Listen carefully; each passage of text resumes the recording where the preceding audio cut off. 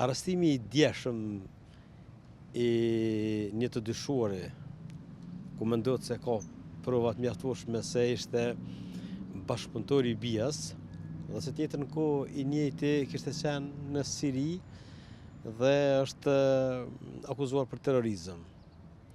Dhe unë besoj që institucionet e sigurisë të Kosovës kanë prova të mjaftueshme jo vetëm për këtë, por edhe disa të tjerë.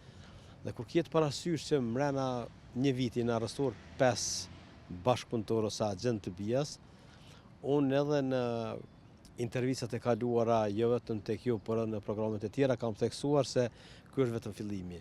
Dhe se në Kosovë vlojnë bashkëpunëtorë e agent të BIA-s. Duke ditur që Aleksandar Vučići në kohën e Miloševićit ishte zëdhënës I propagandës dhe informacionit, ai edhe pse sot është presidenti I Serbisë, ende jeton me të kaluarën dhe përpiqet që përmes propagandës dhe përmes gënjeshtërave të tij përpiqet që të arrijë sukseset e tij. U pa që mediat të cilat janë nën kontroll të tij në Serbi e proklamuan se presidenti Vučić do të takohet me Donald Trump në Amerikë dhe se tëra kjo ishte lojë. Kjo tregon se ai është I pasinqert dhe kjo tregon se në Shtetet e Bashkuara të Amerikës nuk është prit një lojë e tillë tina, sepse në fakt ai nuk ishte I smur. Biseda ose takimi me Donald Trump do të shërbente si trampolin që ai të shkojë drejt Moskës, ku do të marrë pjesë bashku me presidentin Putin në një paradë atje.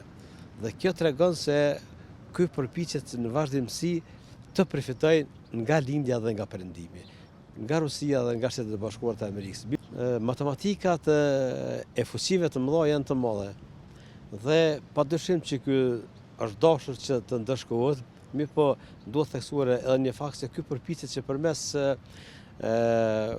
shtetit serb përpiqet që ta luajë një rol si lloj ndërmjetësuesi në mes Shtetit të Bashkuara të Amerikës dhe Rusisë. Mirë po faktikisht amerikanët dhe rusët nuk janë të interesuar për ndërmjetësues, sepse ata flasin dhe bisedojnë në mënyrë diplomatike me diplomatë vetë.